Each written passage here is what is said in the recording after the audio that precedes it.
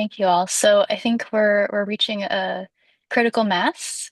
So with that, I'm going to turn things over to Vanessa, who's going to introduce our wonderful guest for today and get the conversation going.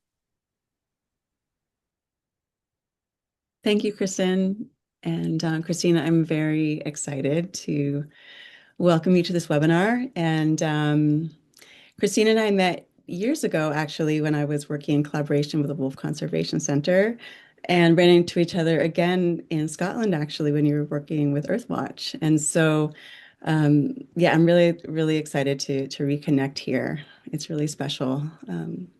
So I'll briefly introduce you and then invite you to add anything to your bio that I haven't read, but there's much to talk about. So Cristina Eisenberg is a Native American ecologist, writer, and advocate for Indigenous-led conservation. She studies food webs, fire, and Indigenous knowledge, working to build partnerships between Indigenous communities, government agencies, NGOs, and academia. Her leadership has shaped restoration projects across North America, and she served as chief scientist at Earthwatch Institute. Cristina served also as the associate dean at Oregon State University, where she directed the Traditional Ecological Knowledge Lab. She is the author of The Carnivore Way and The Wolf's Tooth, both of which explore the ecological role of apex predators and call for large-scale conservation. Her work blends Western science with Indigenous knowledge, a practice she calls two-eyed seeing, and she views rewilding as an act of healing for land, people, and our animal kin. So welcome, Christina. Really honored to have you here. Thank you, Vanessa. It's such a pleasure to be here. So I'd love to begin, since this is Project Coyote, asking you, how did you first begin working on behalf of carnivores? Really curious about your work on behalf of apex predators and how that relationship with these animals has shaped your ecological work. Well, they came to me rather than me seeking them out, and they became my teachers. Wolves did. So the image behind me is of the forest land that we are taking care of. It is traditional Kootenai Indian land, so we're just here to be stewards of that land. And I live in the most intact ecosystem in the lower 48, the crown of the continent, in this narrow valley in northwest Montana, where there are more large carnivores than there are humans, and we live peacefully with them. And so we moved here 30 years ago, and at the time, all the large carnivores were present, except there were no wolves. And so we bought this really funky old log cabin, and that's where we raised our kids. The first night when we moved into our cabin, and in our backyard is 2.7 million acres of federally protected contiguous wilderness, by the way. So, but there were no wolves that anybody knew of. Our first night, it was a hot summer night, and I opened the window to cool off our bedroom, and I heard this sound I'd never heard before, although it was the most familiar sound to me because it was part of my ancestral memory as an Indigenous person, and it was the sound of wolves howling. And they howled, and it felt like they were welcoming me and our whole family. And our daughters were young, they were little, and they were 3 and 4 when we moved there. And um, about 2 years after that, I was gardening in our yard, a small fence yard. And when you have, it was, we, at the time, the density of grizzly bears that used our land was the highest density recorded in the lower 48 outside of like salmon streams. And so when you live in that kind of grizzly country, a yard just presents this psychological statement like, this is our space.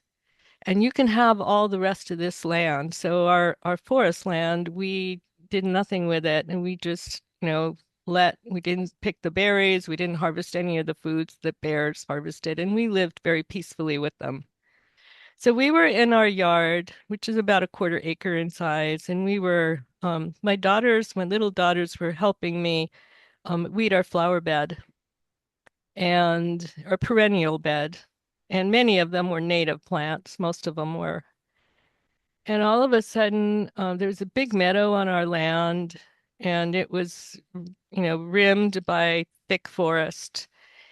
And all of a sudden, there was an explosion of sound, and a deer burst out of the forest, running like I'd never seen a deer run before. It was running like a racehorse with its legs fully extended. Wow. And and it ran into the meadow, and right behind it were two wolves, a black wolf and a lighter color wolf, gray wolf. And the deer ran across the meadow and back into the woods, and the wolves followed the deer. And as the wolves came within less than 20 feet of us, and they were on the other side of the fence, and the gray colored wolf, as she passed, she turned her head and looked at us. And we were expert wildlife trackers for survival reasons, right? And so as soon as the wolves passed, my young daughters, who grew up, feeling with this kinship relationship with wild animals in the natural world, they said, "Mom, can we go track them?" And I was still in shock, right? And because there weren't supposed to be any wolves there, and it was very documented by, the agencies that there were no wolves in the area. So they were obviously wolves. And um I said, "Sure." So we walked out into the meadow, and you could smell the scent of those wolves. This was early in the morning, and it was a dewy morning, and the scent was like this wild scent that was like nothing I had. It was just this wonderful smell. And you could see where the wolves had stepped on the grass because the grass was already springing up. And I wondered how many times have they run across our land and we didn't know that. And then what happened was we got to this point where if an animal turns their head, a human or a four-legged animal, their whole body weight shifts. So when you do this, the weight that you have on your feet will shift. And so you can tell if you're tracking a human if they've shifted their weight. And you can tell that with wolves when they're turning their heads. And that's one of the ways you can tell whether it's a young wolf or an older wolf when you're tracking them, because the young ones are looking every which way. So Mhm. we could see where the female had turned her head. Later, they were a breeding pair and they denned not far from our land. The female was the gray wolf, the black wolf was the alpha male. And about a year later, one of the ways you can tell that wolves, when you do wolf surveys, and I wasn't doing wolf surveys then, I was just letting them be, um, that they have denned is that in July, in the Northern Rockies, the pups are born in late April, early May.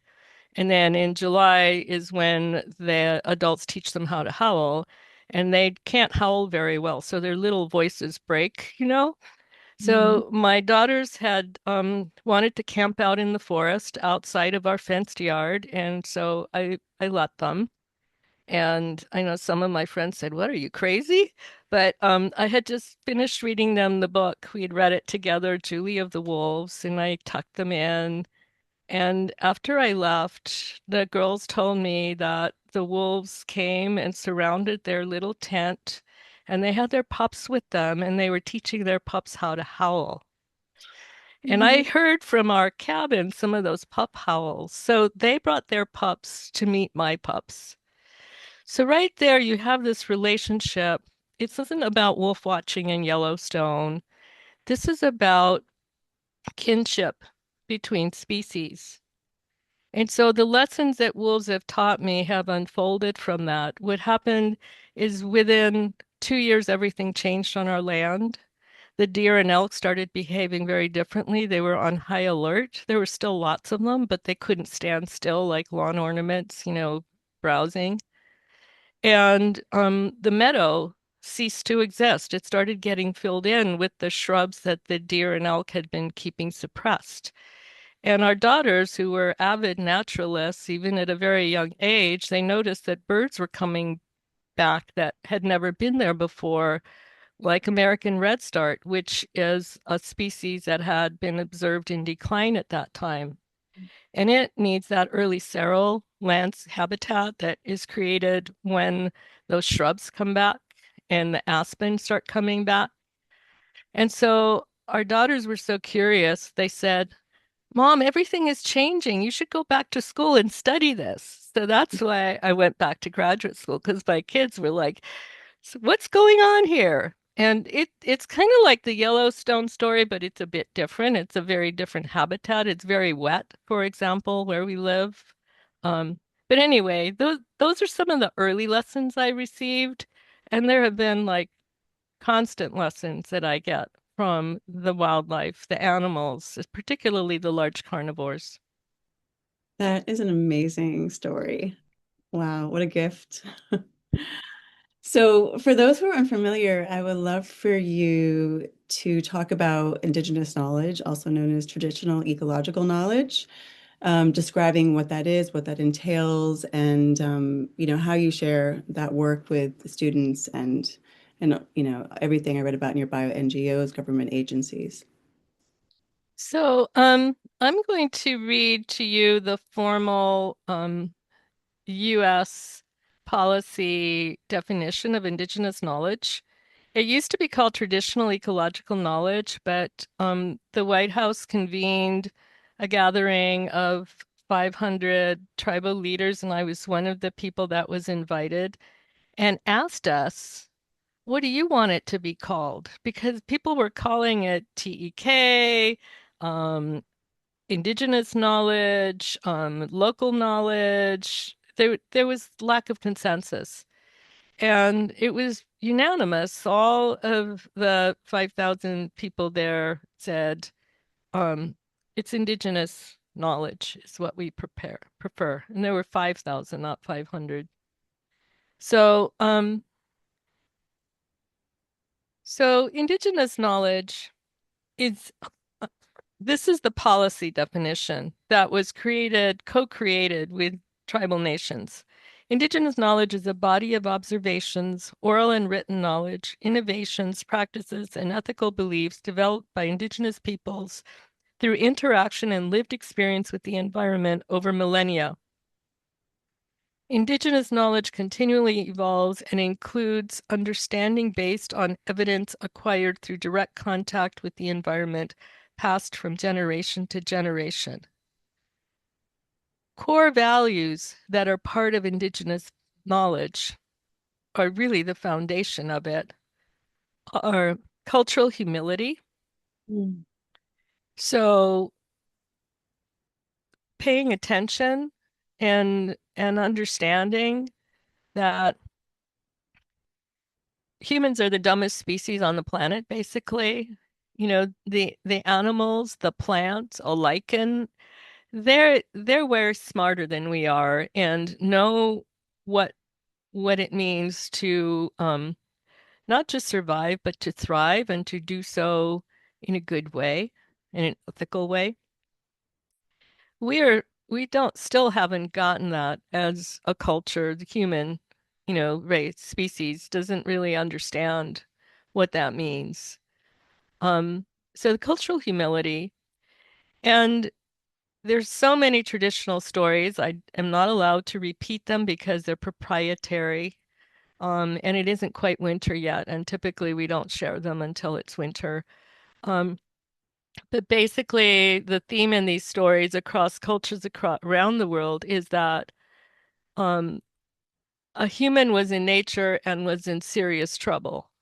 And the animals came and brought food to the human and taught the human what the human needed to do to survive. Sometimes it's a woman in trouble, like a woman who has been abused by her husband, who runs off and then finds herself not knowing how to survive. Um, all tribes have some version of this story in everywhere I've been on the planet, whether it's Mongolia or Kenya. There's these stories, and they're ancient, and that's indigenous knowledge. So the other value is reciprocity, and that means we have a moral obligation to take care of the natural world and um, and to take care of it in a way that we take what we need and we give back at least in equal measure, if not more. And a way to look at it is it's how the same way we take care of our families is how we should take care of the natural world, how we take care of our children, our elders. And so reciprocity means whatever you give, you get it back. And I've had wild wolves bring me gifts of meat, for example, because they thought I weigh 100 pounds and I'm 5'1". They thought, hey, winter's coming, she looks scrawny. Let's share some of our kill with her. And these are not human habituated wolves. These are wolves in places where um, humans never see them, right? And but I one of my study sites. And anyway, there's this ancient and by the way, there's a lot of indigenous traditional stories about exactly that. These animals feeding a human who they think needs sustenance. So these lessons are profound. The relationships are profound. And if we open ourselves up and, you know, exercise humility in nature, that is really when the learning happens and the healing. Yeah, thank you for that. That's really, really beautiful and so important. Would you talk a little bit about what you call two-eyed seeing, like how you blend Western science with Indigenous knowledge?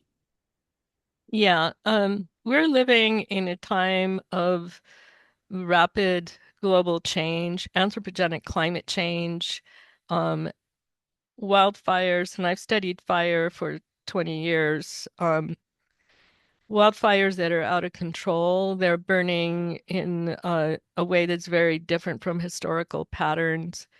Um, Droughts, diseases. There's just so many ecological issues on this planet. And we've been using Western science. The dominant society has been using Western science, and I'm a very formally trained Western scientist. But Western science alone is not giving us what we need, is not helping us find a path forward, a way to heal the damage done and create resilience to things like, the wildfires in California, for example.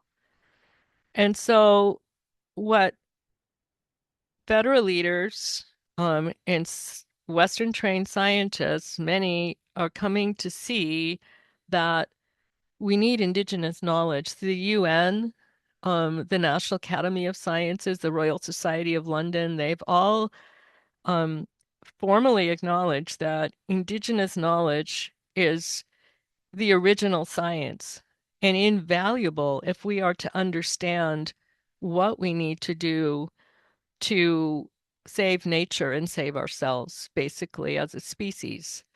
So, two-eyed seeing means you bring the deep wisdom and the experience that goes back millennia, that is part of it's intrinsic to indigenous knowledge, and you combine it with the logic and the technology and the tools that Western science provides. So Western science is basically just a tool. Indigenous knowledge is that base understanding of what needs to happen. When you bring them together equitably, not, a bunch of Western scientists, working with a tribe to teach them how to fix something or whatever, but it's like really coming together and co-creating a management plan, a restoration plan, a research project. That's too wide seeing, and that's when what we need is a paradigm shift in order to save the natural world and save ourselves, basically. The pattern that, and the trajectory that we're on right now is catastrophic. And all the Western science in the world is not going to fix it. There, because what's missing is those core values that I described and experience that comes from thousands of years of living embedded in nature. Could you talk about a restoration project where the Western science and Indigenous knowledge has successfully worked together? Um, yeah. So I worked in Waterton Lakes National Park. I had a long-term research project there. And what happened there was the park had been setting prescribed fires. They weren't cultural burns. They did not have much of a relationship with the tribal nations, the Kainai First Nation. This was a decade ago. Um, the tribe wouldn't talk to the park superintendent, wouldn't have a meeting, wouldn't agree to meet with him because there was this terrible thing that happened historically, and there had never been any acknowledgement of that on the part of the Canadian government. And the park was the Kainai First Nation. They're the Blackfoot, which is one of the four Blackfoot bands. Um, this was their ancestral land. A white archaeologist maintained that there had never been any Blackfoot presence in that landscape, and he had been doing research in that park. So I had been working with the Kainai First Nation. They'd read my book, The Wolf's Tooth, and had reached out to me. And in 2017, the worst of the mega fires that has ever burned anywhere burned our entire study site. And so the Kainai and I'd been hiring them as interns. They're young people to help survey the results of the prescribed burning the park was doing, and the tribe had begun to meet with the park superintendent and staff. I had helped, broker that. But the park still maintained this was never Kainai land because the Western science tells us that it isn't. So what happened is this mega fire, it burned with 93% high severity where everything was killed. It removed about a meter of topsoil. And it takes 10,000 years for that much soil to form in that system. And the tribal elders would go in the field with me and they would say, this is where our camp was, and this is where a buffalo jump was. And meanwhile, the non-Indigenous scientists would say, there were never any buffalo here. This isn't their habitat. And there was a buffalo jump, and it was in a very different place, quite a few kilometers away. Meanwhile, this fire comes through, and it's a catastrophe, but a gift because it removed, a meter of topsoil. I had rebar markers where I was doing songbird point count, so I knew exactly how much soil had been removed. It revealed hundreds of thousands of bones of bison, a species of bison that went extinct 10 years ago, Bison antiquus. It revealed jawbones of dire wolves. It revealed I don't know how many Clovis points. Everything was exactly where the elders' oral history told me that, this is where our camp was. There were all these bison and buffalo in here. We used to run them and jump them over here and harvest them to feed us in winter. You could have GPSed everything they had shared with me based on the evidence that fire revealed. The park listened and they did a complete archaeological survey with and hiring tribal members to work as staff to do it. And then they proceeded to totally change their perspective on whose land is this? Well, it's the Blackfoot land. And this had to do with treaty rights and the Canadian government not wanting to acknowledge that they'd taken that land, 100 years ago, and it was very political. And so today they're doing major grassland restoration or bison habitat restoration using cultural burning in partnership with Parks Canada with federal funding for that. And it's this incredible partnership, and there's trust because of the data I had and because of all the elders that would come into the field with me, we had these relationships and we had data to show this is the history of this place. And the park administrators and the Canadian federal government, I mean, this is the worst fire that has ever occurred anywhere. And we were evacuated from it twice while it just exploded. Um, it created this major shift. And so now the Kainai First Nation and Parks Canada have a beautiful relationship. They put, tribal members in leadership positions, and it's that two-eyed seeing approach where the park has all of this amazing technology, things like drones and statistical modeling of fire impacts and, GPS collars and all this kind of stuff. And and then the tribe has that deep, indigenous knowledge, the original science. And the park is, using that. We had a journal article published of this that and the authors are one-third of them are park administrators, one-third are scientists affiliated with universities, and a third are tribal members, including elders. And the article title is From the Out of the Ashes.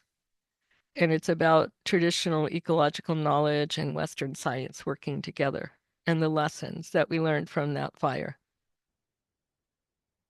Wow. It'd be great to get a link to the article, maybe as a follow-up after this webinar to send people. Thank you for that story. Would you talk a little bit about cultural burning for those who are unfamiliar with the practice and the benefits of that? Yes. So cultural burning and prescribed burning are two very different things. Um, they're similar in that both are intended to be low severity, low intensity fires, just flames that kind of flicker across a landscape. They don't kill the overstory trees.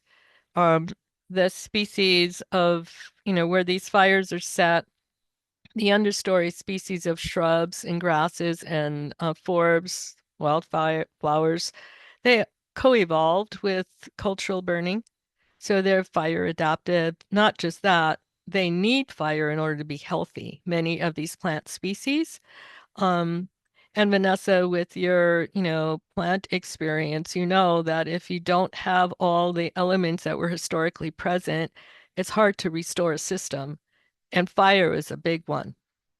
And so the difference between cultural burning and prescribed burning is that prescribed burning is based on lines on a map.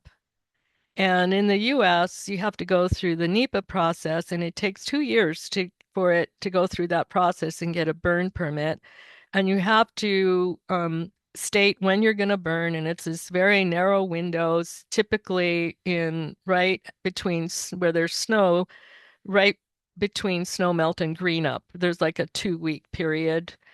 And so, and it is lines on a map. You create, this square shape, and you do fire lines all around it where you remove all the vegetation so that fire doesn't jump those lines. Cultural burning is like this. You go out in the woods with the elders, and one of the grandmothers says, "That's my huckleberry patch, but it doesn't look like it needs to be burned this year, maybe next year. But over there, those shrubs, the snowberries, they're not looking so great. I would burn that. And over here, you'll get these grasses to come up. They're kind of looking like they're kind of struggling. And so you walk the woods with elders, and they use their indigenous knowledge and tell you what the forest is telling them. You don't end up with lines on a map. You end up with something that can look kind of amoeba-like with maybe, islands in the middle that aren't burned. And then the timing of the burn isn't necessarily spring between snowmelt and green up because indigenous people used to burn at various times of the year, and they would sit in the woods and or the grassland, and the nature would tell them it's time to burn. And so then when the actual burn takes place, you would have the whole community show up to help with it. That's very different than a prescribed burn where it's a fire crew and nobody's allowed on site. And so the two-eyed seeing approach is you combine all of the safety elements of a prescribed burn in terms of having like a helicopter, and communication strategies and all of that with the indigenous knowledge piece.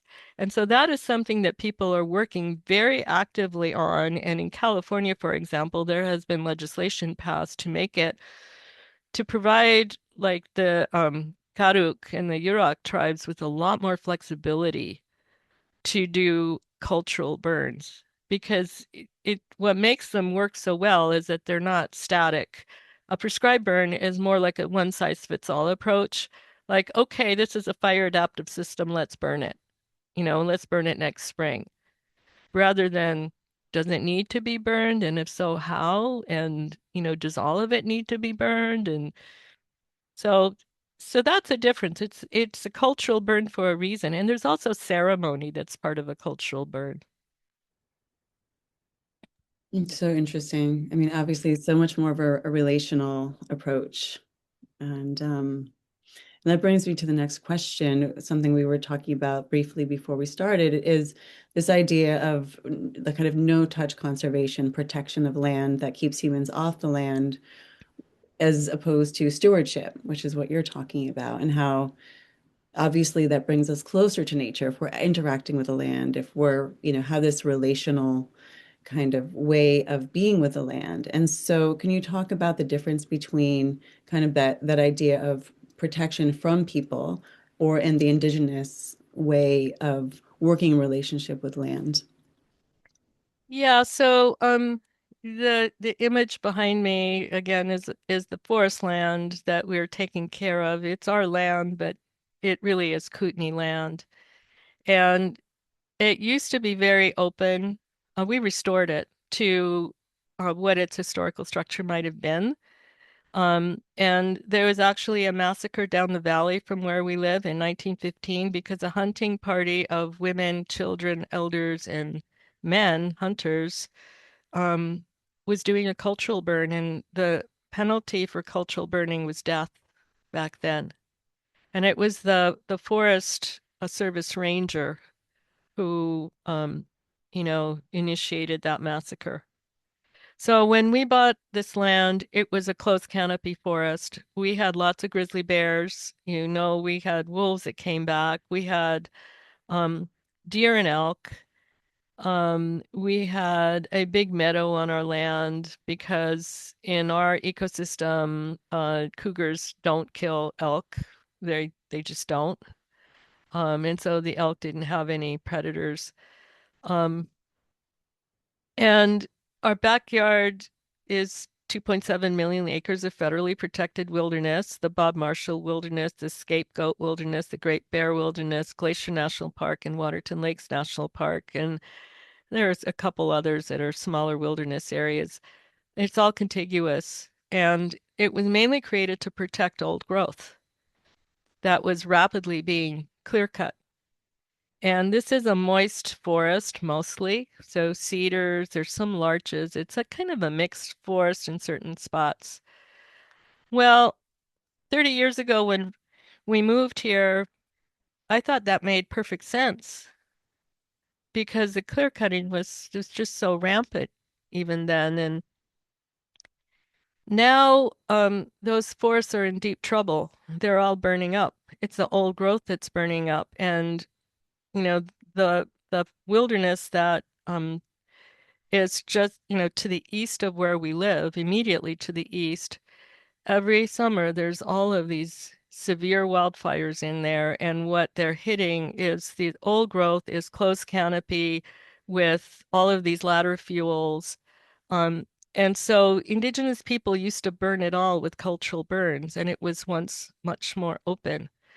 So the Western view of nature, and this is goes with Western science, is command and controlled. Humans are at the top.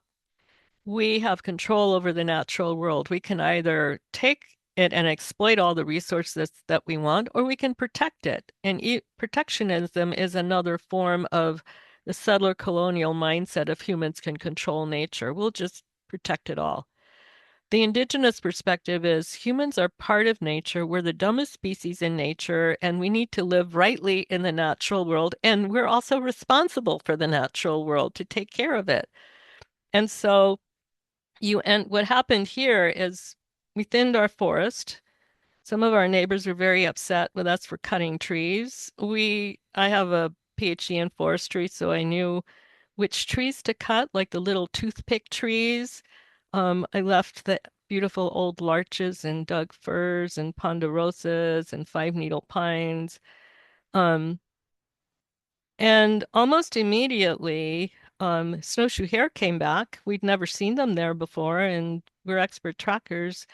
And then about 2 months after that, I saw lynx on our land, and lynx is, an endangered species. It's a threatened and endangered species. And in all of these years, I'd never seen lynx. But not only that, the wolves, the cougars, all of the deer and the elk, all the animals were celebrating. Like you could tell they were so happy. I mean, they're like, look we've got this great habitat now. But this is what they co-evolved with for millennia. So yes, protecting nature makes sense when you're in the middle of a crisis where people are taking and taking from the natural world without any kind of reprieve or plan. But it's not going to be a long-term solution. In fact, it is leading to some of those catastrophic fires that we're having. The fire I described in Canada, it started in Canada in a protected area. It was from lightning strikes and closed canopy forest and all these ladder fuels in a very hot, dry summer. So as an ecologist who's indigenous, it's like the more I learn, the less I feel that I know. And these lessons are profound. And I feel this moral responsibility to pay attention and to listen to what the forest and all of the animals within the forest are telling me that they need. That makes so much sense. Yeah. Yeah, I'm wondering too, as one of the other questions that came up earlier, in terms of respecting and indigenous voices and the land, as like settler colonial people are on, there's this idea of land acknowledgement. But I've spoken to indigenous people in my community here who feel like that's just a surface level acknowledgement. And I'm curious about your perspective on that, of land acknowledgements versus deeper ways to really honor Indigenous sovereignty, to work with local Indigenous people. So just curious about your perspective on that. That's a great question.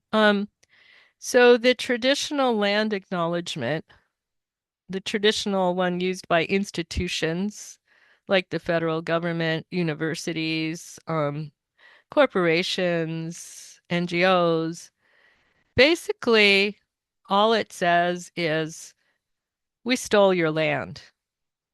This used to be your land, and now it's ours. Period.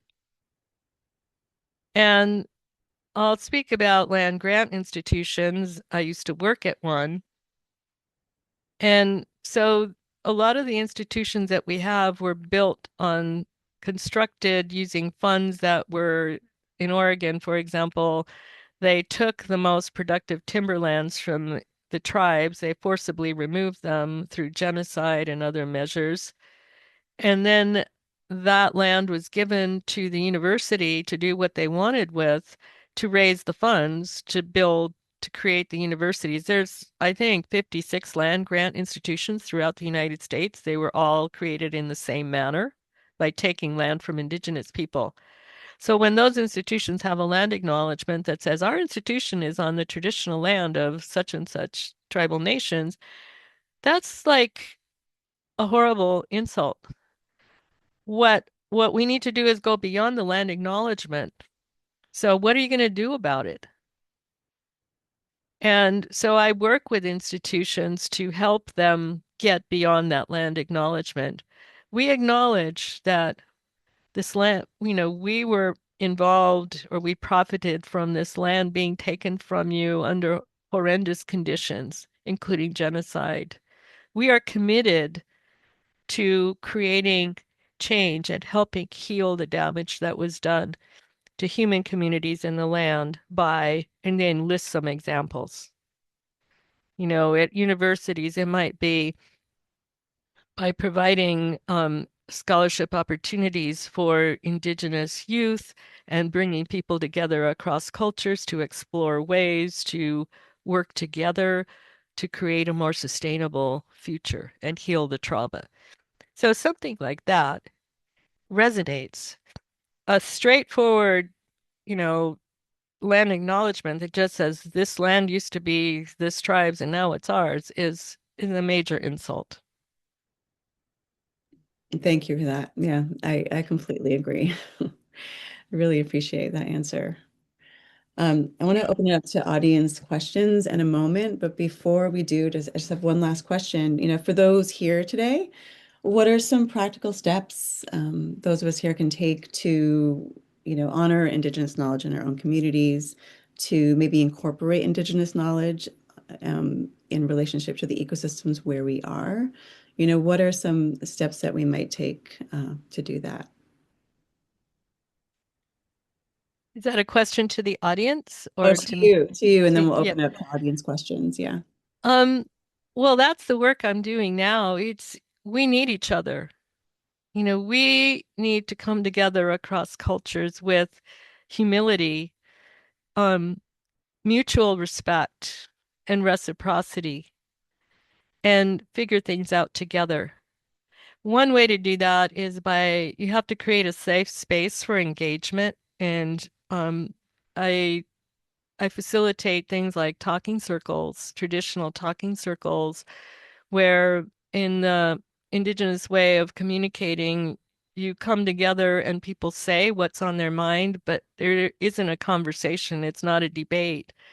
It's like, I feel so worried about what's happening to these forests, and I feel, very concerned about what's happening to the cougar population right now. And I don't know what can be done about it.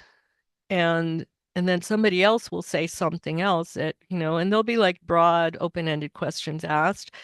So what that process does is it brings people together. I'm going to be doing some work in California in a couple of weeks regarding the fire response to the California wildfires and bringing tribal nations together with Western scientists and nonprofits in a way that Indigenous people feel safe and supported and respected. Thank you so much for that answer. And just thank you overall. This has been such a great conversation. I want to leave time for audience questions. So, Kristen, I'll turn it over to you to field those. And thank you so much again, Christine. It was really, really wonderful talking to you. Thank you. Vanessa, same back at you.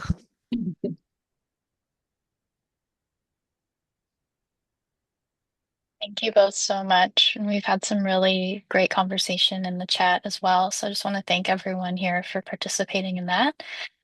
Some of the questions have been answered through your conversation, which is great.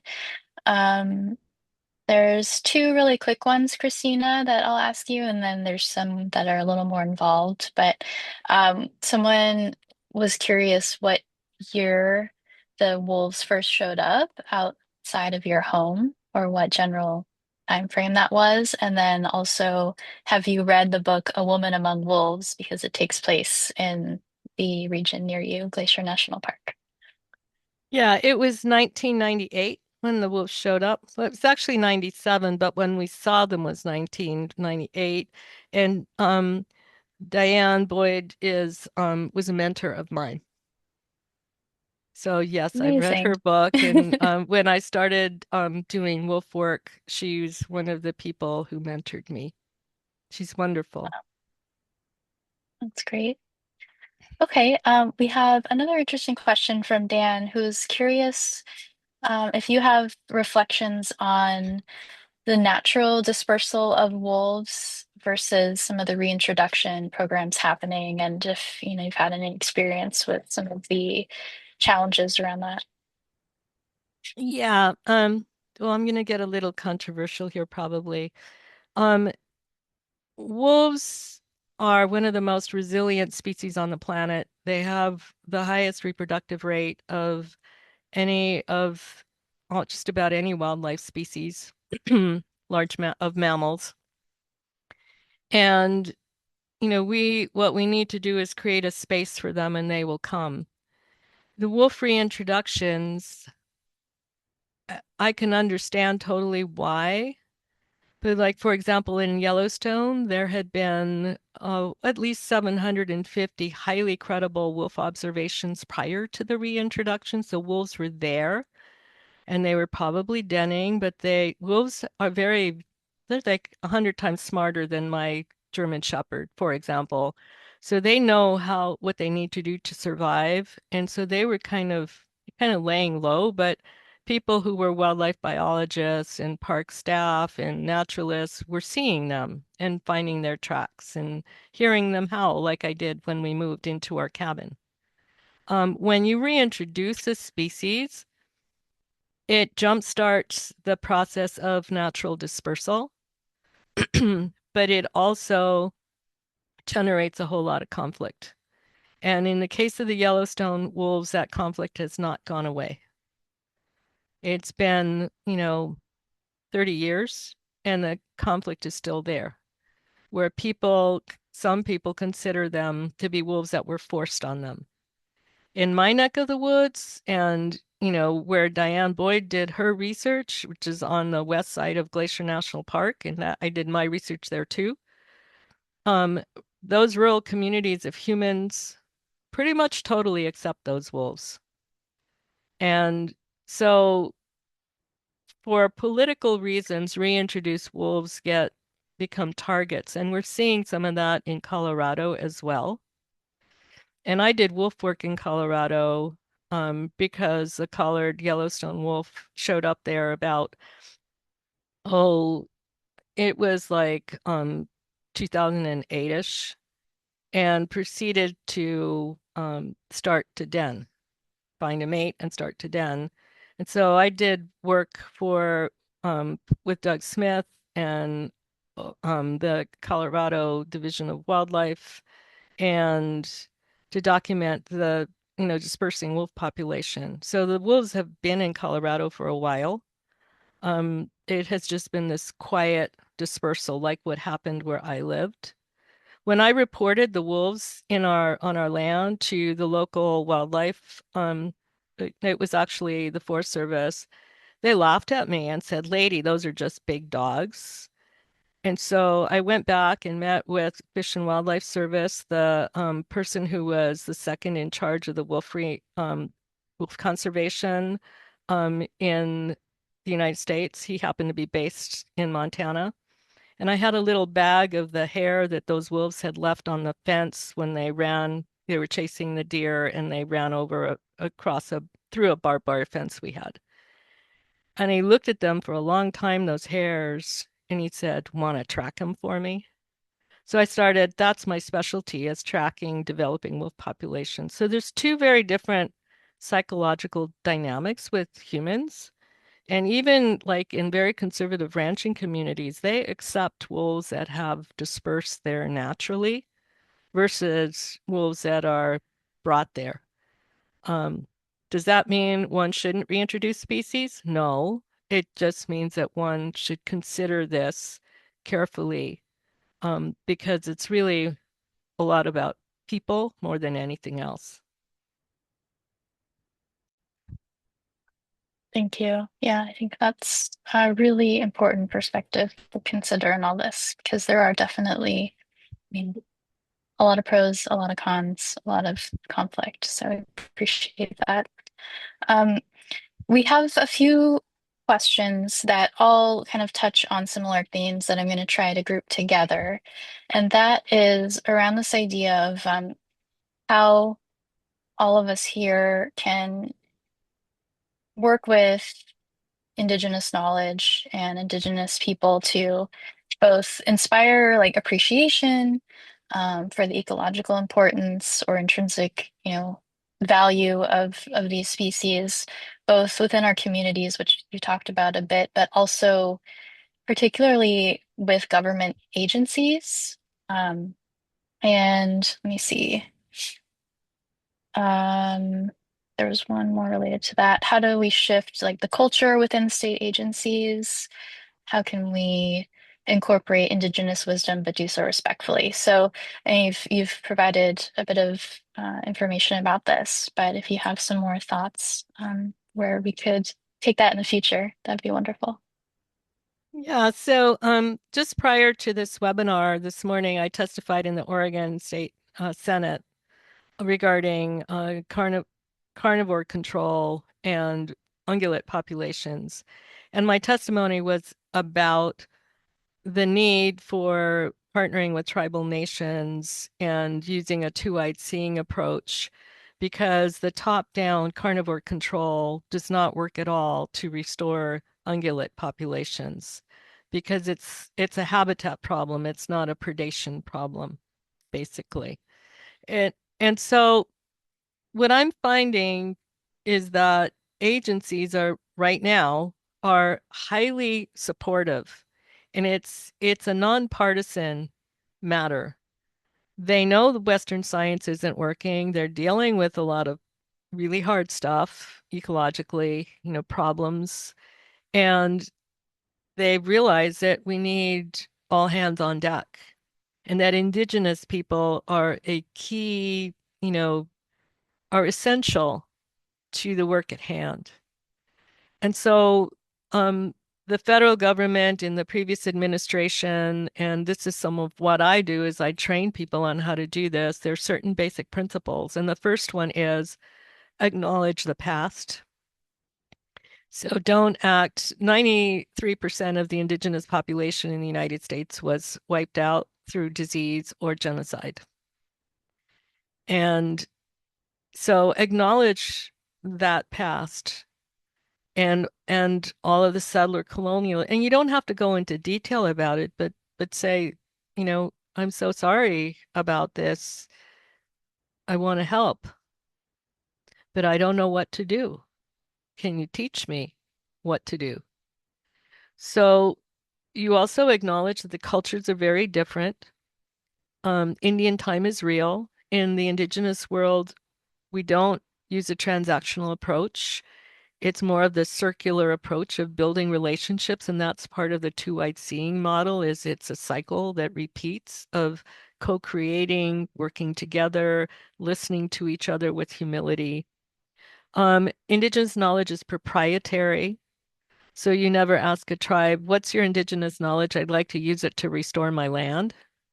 Um, because it's knowledge that each tribal nation, each indigenous community has their own unique place-based indigenous knowledge. So it's like a patent is how the federal government sees it. And I work with the federal government on how to use indigenous knowledge in building databases that will help us restore forests and habitat for wildlife in a way that's respectful, that acknowledges that is proprietary to them. So it's a work in progress. The first step, though, is just that humility and just saying, I want to help.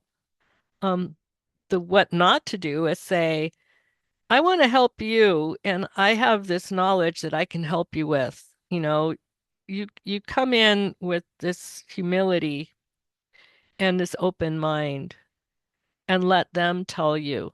Let, the tribal community, the indigenous community, um, let them tell you what they think could work. And then you have a conversation about it. Also, it takes time. So trust, it's basically about trust, and trust takes time to build. Exactly. Yes, and I think sort of a follow-up to that in our last couple minutes here, some folks asked, how can those of us individually who don't identify as Indigenous, at least to the land that we live on currently, um, apply Indigenous wisdom in a respectful way, which I think some of your suggestions make a lot of sense. You reach out to these folks, you ask for guidance, ask for permission, work with people, but where can an individual start who may not know where to start and is worried about cultural appropriation, but also wants to, you know, support these ideals that are so much more sustainable and, invested in reciprocity? So, organizations such as EcoTrust and the Nature Conservancy, Lomakazi, um, they bring together people across cultures. And if you contact their administrators and say, I want to help, I want to volunteer my time on, if you have a project that involves working with a tribal nation and indigenous community on restoration of wildlife or, whatever your interest is, plant restoration. And they will connect you because everybody's understaffed. And then they will share with you their rules of engagement or basic principles. And there's a lot of need for that. And we're all over the United States, wherever, and in Canada, wherever you're from who are listening, there's nonprofit organizations that are leading restoration efforts. And I would connect with them. In Canada, there's some very large Indigenous-led efforts. In the United States, there's a few, but not as many. Um, but, start with the larger organizations and do your homework first. That's really helpful. Thank you so much, Christina. I think uh, on behalf of myself and everyone who attended, we've got some beautiful comments in the chat thanking you as well. We've all learned a lot and just very grateful for your time with us. Well, I'm very grateful as an Indigenous person to all of you for your caring, for your kindness, for your ethics, for the questions that you asked, which those questions tell me everything I need to know about, we're all in this together, right? And we will figure this out. So thank you so Mm, much. That's Thank you. beautiful. Thank you so much, Christina. And thank you, Vanessa, for hosting. And I mentioned this in the chat, but we'll have the recording of this webinar available and we'll send out a follow-up email to everyone who registered. So thank you so much. Thank you so much. You take care. Thank you. Yeah, You too. same. Take care, everyone. Bye. Bye.